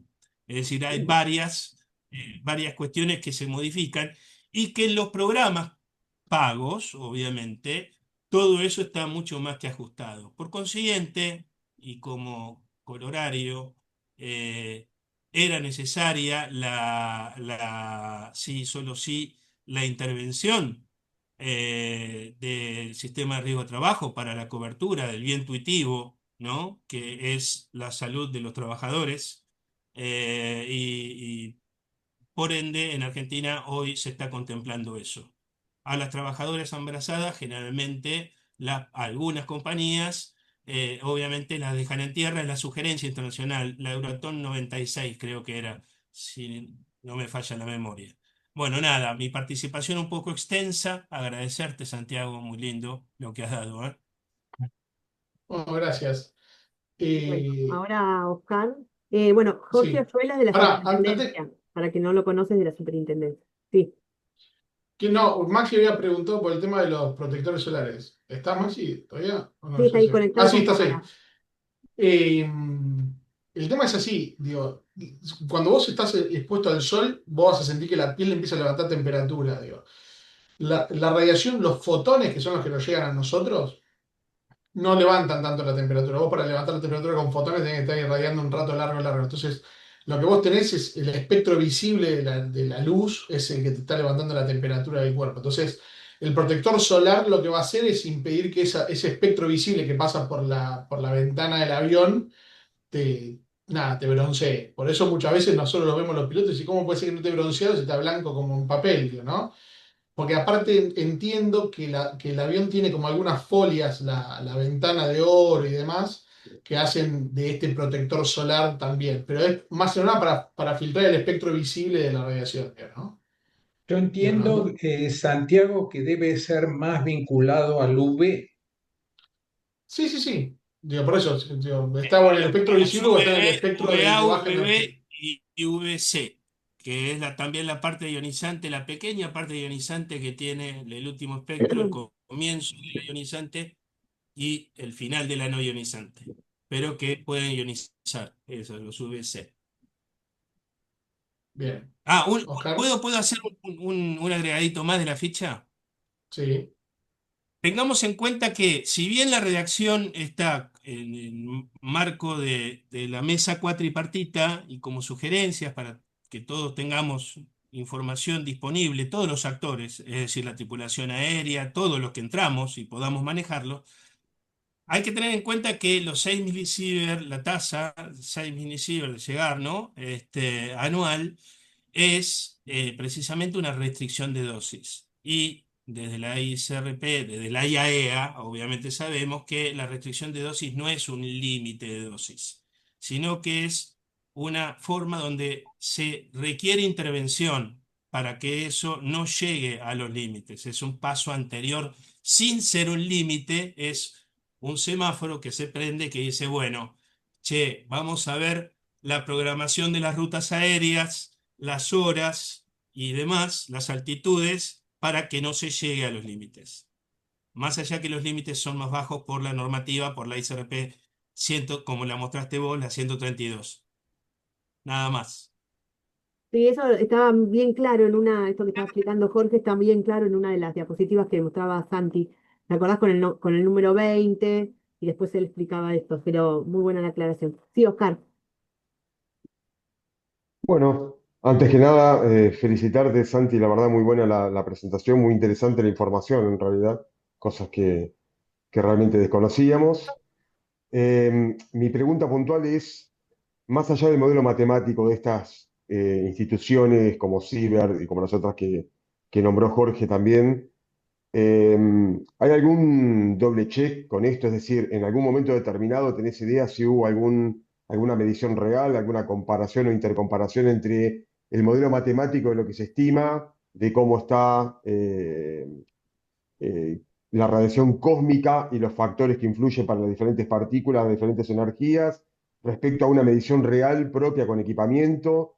¿Se va actualizando? ¿En base a qué se va actualizando? Me imagino que con el correr del tiempo, de los años, creo que el universo también debe cambiar, como cambia todo, y esos modelos me parece que tienen que ajustarse con algo, pero más allá de un modelo matemático, siempre la práctica es la práctica, ¿no? Entonces, una vez puedo hacer mucha cuenta, pero la realidad es que cuando se mide, a veces las cuentas no son tan exactas como parecen las cuentas. ¿Hay alguna medición, hay algún antecedente de eso, algún estudio de eso documentado o no?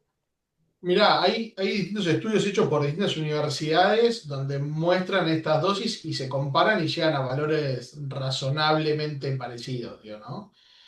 Digo, tenés de todo, porque siempre las condiciones, muchas veces las condiciones de los modelos matemáticos son medias irreproducibles o digo, es complejo, ¿no? Porque Exacto, por eso decía, vos no podés garantizar, estrictamente hablando, no podés garantizar que los dos vuelos sean estrictamente iguales, si lo querés pensar de esa manera. tal cual. Entonces, Yo es les complejo. Digo. cuento Lo que vos que tenías que acercarte sería el orden de magnitud, como para decir, bueno, estoy en el orden de magnitud. Entonces, este modelo reproduce con una cierta fidelidad lo que yo estoy Más o menos midiendo. X% en Claro, base a lo que realmente puede ser. claro, exacto. Yo les cuento que hace 35 años, en la etapa que volaba Aerolíneas Argentinas a Sydney, con el doctor Jiménez conseguimos que en las cabinas de Aerolíneas Argentinas llevaran detectores. Obviamente estamos hablando de casi 35 años atrás, con lo cual la tecnología no es la de ahora, pero no habían dado mediciones, se hicieron por lo menos en 4 vuelos de ida y vuelta y no tuvimos resultados significativos, ¿verdad? Pero claro, con tecnología de esos años. No sé en esta última etapa con otro tipo de dosímetro de tecnología qué es lo que puede arrojar.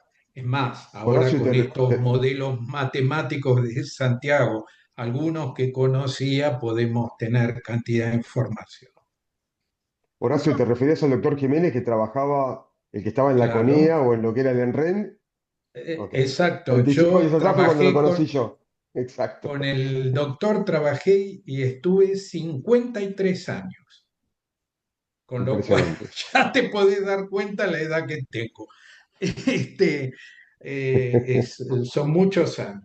Y hace 35 hicimos la experiencia en el Transpolar, como también se hizo en la Fundación Favaloro en la gente que hacía intervencionismo. Hicimos cálculos de dosis, a nivel ambiental y personal. Pero para redondear, Santiago, yo creo que hemos estado con todo un enfoque en aviación comercial. No tocamos el tema aeroespacial, donde las cotas son totalmente distintas, y ahí estamos con la problemática, sobre todo en los astronautas, y las exposiciones prolongadas, a veces de 6 meses a un año, en estaciones espaciales. Si me dejan un minutito nada más, hago un comentario referente a eso de lo que estás comentando, Horacio. Creo que Dale. Santiago lo sabe porque estuvimos juntos en Estados Unidos, él como usuario de una empresa que se dedica a fabricar equipamiento para control de calidad y dosimetría, puntualmente en radioterapia y en radiología, pero que es Sun Nuclear, es una empresa americana que está en Melbourne, en la península de la Florida, muy cercano a la NASA, a la base de Cabo Cañaveral. Y hay un Sí. acuerdo, tiene un acuerdo con la NASA hace 4 años ya, y ellos están desarrollando diferentes dispositivos y fantomas para colocar en naves aeroespaciales para simular humanos y ver qué dosis de radiación están absorbiendo en los viajes que realizan. Así que es un tema que está muy, muy candente eso. Hace poco tuvimos a través de Mariana el contacto con una futura astronauta que es argentina, con Cabo Cañaveral, y un gran desafío, si no corregime Mariana, era el traje de los astronautas, ¿no? Porque a la nave entiendo que mucho más no la pueden blindar porque no se va a sostener.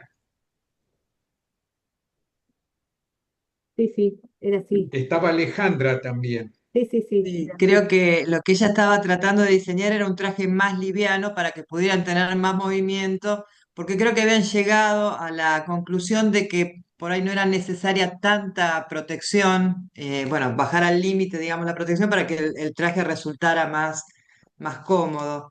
Y ella se Lo que estaba tenés, encargando, bueno, estaba en un proyecto para hacerlo. claro, lo que tenés ahí son algunas cosas. Yo de aeronáuticas digo, conozco de que estamos hablando. Digo. Aeroespacial me excede bastante, pero si uno tuviese que pensarlo fríamente, digo, la nave por ahí no hace falta blindarla tanto, digo, pero la unidad espacial el peso no sería una preocupación, digo, ¿no? Afuera de la atmósfera, digo, porque no sería un problema tenerla blindada. Podría ser de plomo y estaría flotando ahí dando vueltas, digo. Eh, el tema sería por ahí cuando el astronauta tiene que salir de la unidad y quedar en el espacio expuesto. Digo, si uno lo piensa como neutrones, digo, no, prefiero que si tenemos un rato, charlamos un rato de esto puede ser eterno igual, pero yo tuve la posibilidad de trabajar en CONEA con el tema de BNST, de terapia por captura neutrónica en boro, y hay un temita con el tema de absorber neutrones, digo, que depende fuertemente de la energía, que es lo que hablábamos hoy del 2,5 al 20. Digo, y en el espacio tenés neutrones de muy alta energía. Para los neutrones de muy alta energía, nosotros somos técnicamente transparentes. Digo, nos pasa. Entonces, es como que no nos deja tanta radiación. Entonces, muchas veces, que es lo que decía Alejandra, seguramente es eso, digo, por ahí no se requiere tanto blindaje, porque al tener neutrones muy rápidos, en realidad lo que vos estás haciendo con blindaje sería bajarle la energía y hacer que nosotros dejemos de ser transparentes para esos neutrones. Digo, uno jugaría con la energía de los neutrones para que nos pasen de largo, nos pasen. Digo, es una acotación y es solo una suposición a partir de lo que conozco de neutrones y lo que estamos hablando. Digo, a nivel blindaje, de vuelta, no me resultaría muy preocupante que una estación pese muchos kilos porque fuera de la atmósfera, digo, lo pondrán a una determinada distancia para que pueda orbitar y no va a haber mucho problema.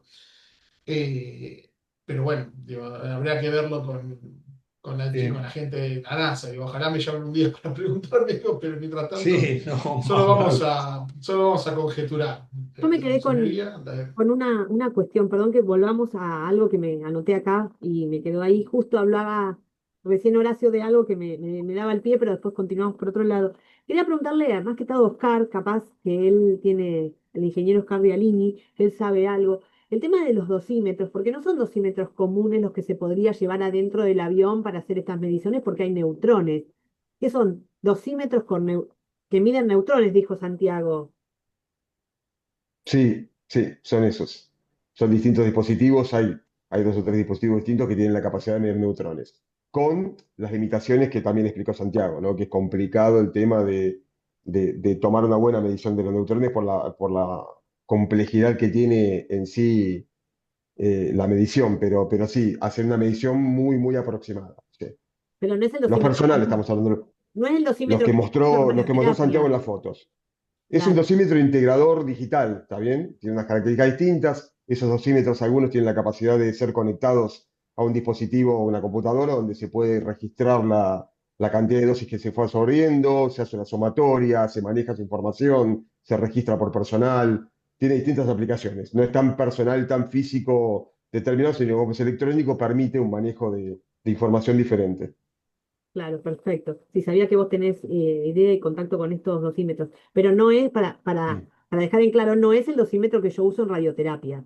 Nada que ver, no es Es esto. diferente, es diferente. Es A diferente. ver, como todo, ¿cumple la misma función? Sí.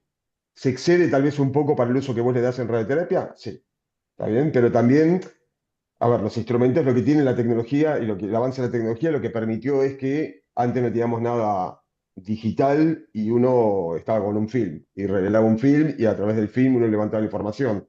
Estos son medición directa, en el momento, van integrando la dosis que uno va absorbiendo. eh, Claro, esa información es como cuando yo les contaba cuando empecé a trabajar con una cosa y terminé trabajando con la otra, ¿no? Al inicio tenía ciertos instrumentales que me daban un cierto nivel de certeza en lo que me estaba pasando, que no tiene nada que ver con lo que realmente podía ver más adelante con otro tipo de instrumentos a los 20 años. Entonces, toda esta información digital y electrónica que se procesa con computadora da un nivel de información más preciso, ¿sí? Obviamente excede para algunos procedimientos en particular y para algunas aplicaciones en particular, pero también te serviría, sin ningún problema. claro, perfecto. Bien, gracias. ahí voy a compartir pantalla a ver si la están viendo. ¿Se puede ver? Sí, perfecto. Bueno, esto es un detector de neutrones comercial estricto, digo, fíjense, digo, si pueden verla, siempre hay una bocha involucrada o hay algo que está Sí, metido claro. acá. Esto lo que hace es moderar lo que se llama moderar los neutrones, o sea, le baja la energía para que el detector genere algún tipo de reacción para poder detectarlo. O sea, uno no detecta estrictamente neutrones, sino que detecta son los productos de la reacción del neutrón con el material. Digo, sería esto. Entra el neutrón, interacciona con el material, genera algún producto y yo detecto ese producto. La energía del neutrón lo que hace es que este neutrón, si esta capa no es muy grande, pase de largo y no interacciona con nada. Y lo perdí. Por eso, lo que hablábamos con Oscar recién, el tema de que estos detectores, en realidad lo que termina pasando es que tiene una medida relativamente precisa, o se aproxima el número, pero es muy difícil llevarlo. Entonces, si uno quisiera tener un detector de neutrones infalible, esta bocha tendría que ser gigantesca. Entonces, para que todos los neutrones, dependiendo de la energía, puedan interaccionar ahí y generar algún producto. Y ese producto, al poder detectarlo, digo, porque si es un producto de fisión donde se generan dos partículas y se genera un fotón y el fotón sale para el lado que no está el detector, tampoco lo detecto. Es caótico, digo, es complejísimo hacerlo. ¿Sí?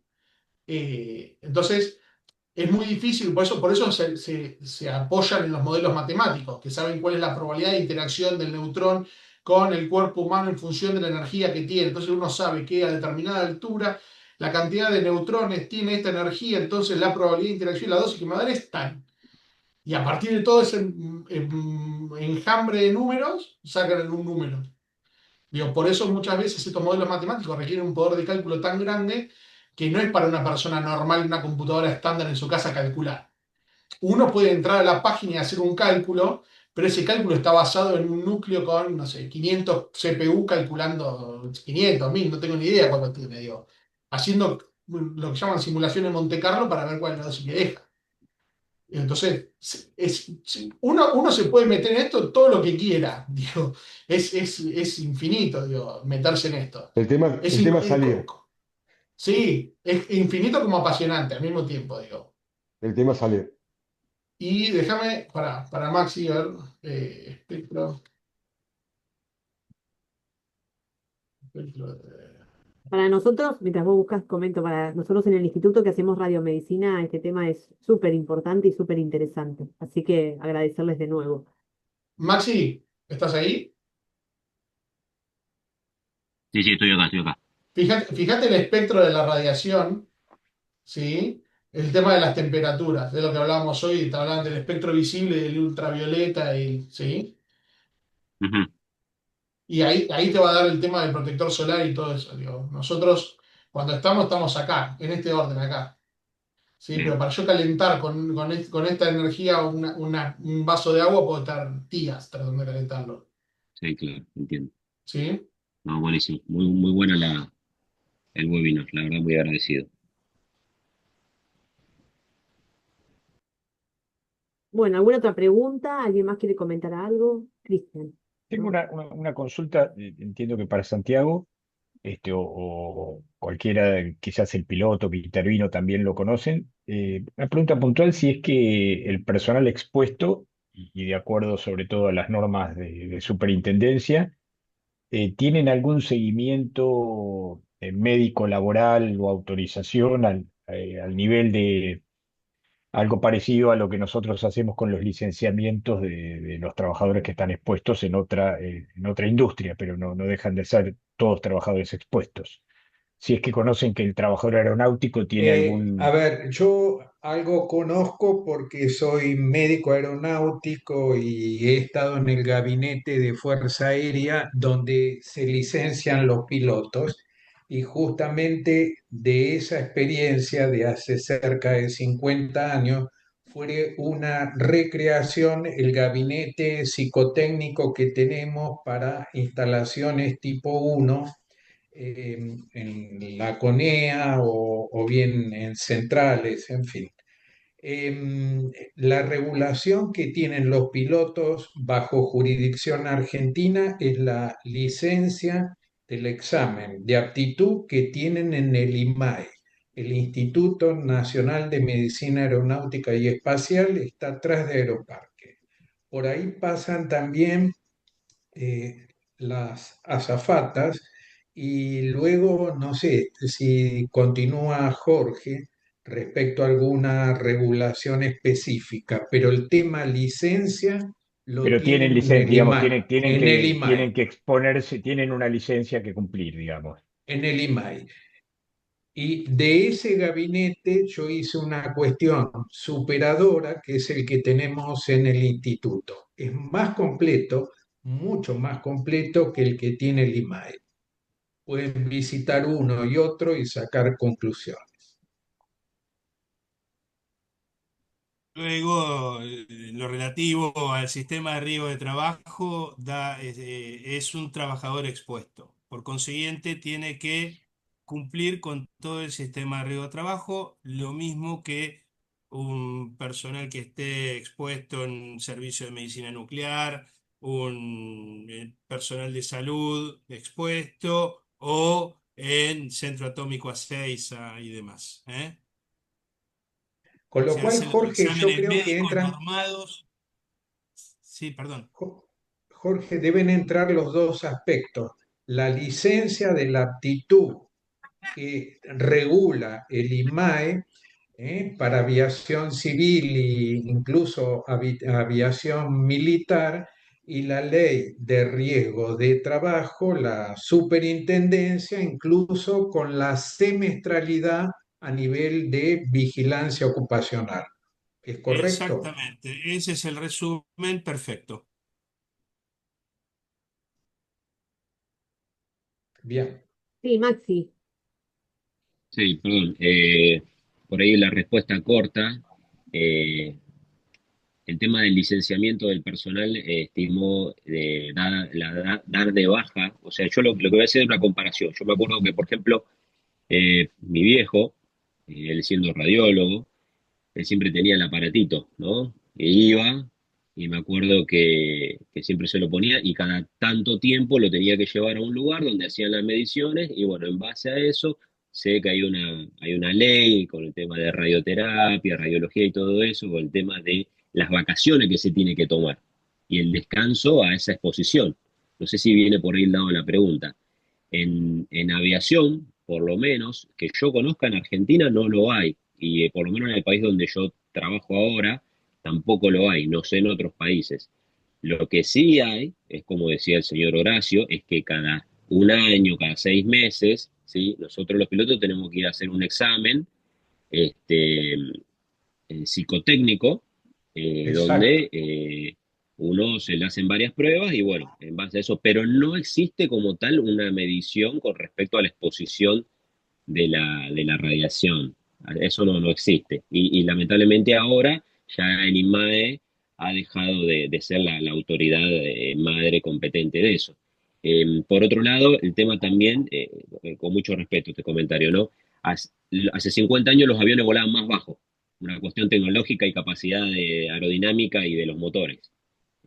Hoy en día nosotros estamos más expuestos porque con los aviones, con esos motores mucho más eficientes, se vuela mucho más alto desde que salimos a peso máximo de despegue de Buenos Aires-Roma. Entonces los aviones pueden trepar más arriba, donde el aire es menos denso, entonces la eficiencia de combustible es mayor, que es lo que se busca el dinero, el profit. Entonces, yo creo que hoy en día la exposición a ese tipo de radiaciones es mayor que hace años anteriores. Pero no hay algo como tal de licenciamiento del personal aeronáutico con respecto a la exposición de la radiación. No hay algo escrito, o por lo menos que yo conozca, en la reglamentación aeronáutica argentina. Desconozco ya a nivel superintendencia de trabajo. Sí, Bueno, vamos a tratar de responder eso. Porque si no, estamos dando vuelta por ahí hace un ratito sobre el mismo tema que se llama dosimetría.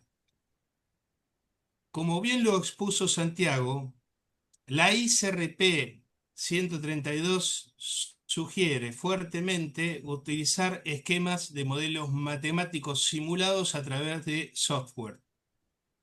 Lo que se hace con la tripulación aérea es una simulación, de lo que podría llegar a recibir o en la banda que podría llegar a recibir según las condiciones de vuelo para la ruta programada y la duración de horas también, el tiempo y la altitud y demás, de todos esos factores.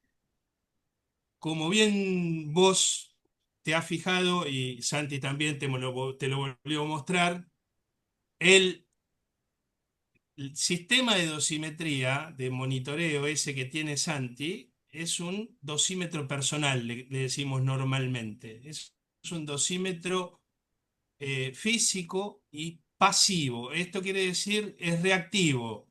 Lo mandamos y nos devuelven el informe, es decir, nos irradiamos y nos devuelven el informe al mes de cuánto nos irradiamos. ¿Sí? ¿Ok? Eso era el dosímetro, lo que tenía tu viejo. Maxi? ¿Ok? Bien. Acá, y de lo que se está hablando, es muy difícil, primero, tener un sistema de dosimetría para la tripulación en vuelo, ¿sí? Por el tipo de energía, por lo que dijo, recién también Santi mostró lo que son, para hacer la dosimetría, lo que son los equipos para hacer la dosimetría de neutrones. Después también el ingeniero había dicho también que hay algún sistema de dosimetría directa que puede hacer una estimación bastante aproximada sobre neutrones, ¿sí? Porque acá no tenemos como en un servicio de rayos X donde laburaba tu viejo, tenemos tal energía, estamos trabajando con fotones, rayos X. Acá, como dijo al principio de la charla, tenemos muones, piones, tenemos de todo, un montón de cosas, neutrones. Es un ramillete. Por consiguiente, se hace ese tipo de simulación, ese tipo de dosimetría.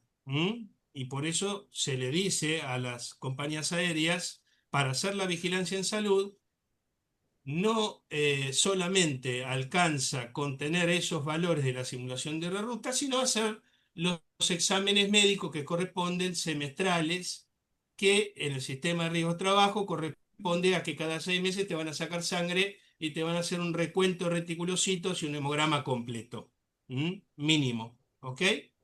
Y se hace la vigilancia en salud. Por consiguiente, creo que la duda, o esto lo que andamos rondando, es si hay que tener dosímetros o no, también con la experiencia que contó Horacio hace 50 años. En realidad, la dosimetría se hace por los sistemas de software hoy en día y principalmente en el mundo. ¿Mm? Finalmente, por el tema de que vos dijiste que tu viejo tenía vacaciones, y lo digo así, bien marcando las comillas, ¿no? No son vacaciones lo que tienen los radiólogos, sino son licencias especiales por índole de la tarea. Es una licencia especial. Correcto, correcto. Entre comillas, sí, está todo tal cual. Exacto. El índole de la tarea es precisamente que para el personal de salud está consagrada la insalubridad.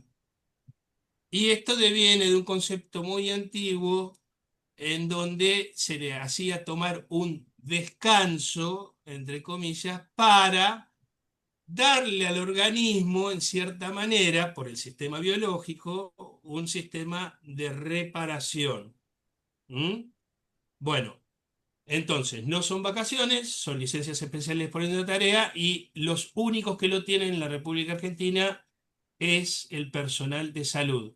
Y en la República Argentina que aplica sobre el personal privado, sobre la ley 20.744 de contrato de trabajo, porque las leyes escalafonarias de cada provincia, es decir, los hospitales que dependen del Estado, no tienen ese tipo de licencia tampoco. Por ¿Claro, eso Maxi? respondía el tema justamente, Jorge, que vos conocés bien, es casi jurisdiccional, Es porque jurisdiccional. en algunos lugares no es una reglamentación nacional. Y de hecho, trabajadores que a veces están mucho más expuestos, como la gente del intervencionismo, no lo está. No, no. En el equipo de Depende del lugar. intervencionismo, vos tenés que los técnicos o licenciados sí lo tienen, no así los médicos o los enfermeros que están en el mismo ámbito mientras suceden. Es Eh, jurisdiccional porque la ley de rayos X, en este caso específico, ¿sí? Es de aplicación en cada provincia. por facultades no delegadas en las provincias, pero nos vamos muy específicos sobre el tema. Pero ciertamente es que en un equipo de trabajo que pueden conformar un médico intervencionista, un técnico y licenciado y un enfermero dentro de un estudio de hemodinamia, el técnico licenciado sí tiene esa licencia especial por convención colectiva de trabajo, mientras que el médico o el enfermero no la tienen. Que también hace a un esquema previsional, porque también les permite, yo en medicina nuclear hace más de 40 años tenía también, como los técnicos a nivel profesional médico, tenían la licencia, trabajando en la Precisamente ciudad de Buenos Aires, ¿eh? en la ciudad exacto, es jurisdiccional, así es, lo tienen. Es un tema también de la seguridad social, porque existe un régimen diferencial de jubilación, ¿eh? Por lo cual responde a esta también reducción horaria que tienen los radiólogos, ¿sí? De 4 a 6 horas. Lo mismo se hace con los años trabajados, ¿eh? La insalubridad te reduce un cuarto de la jornada laboral y también, si entras dentro del régimen diferencial, vas a tener una reducción de un cuarto de años trabajados. Es decir, los radiólogos que están bien declarados se jubilan a los 55 años los varones, 52 años las mujeres, con la misma cantidad de aportes. Aportas 2% más, es decir, se aporta lo mismo que cualquier bicho que camina, ¿sí? Pero trabajás menos años. Así es.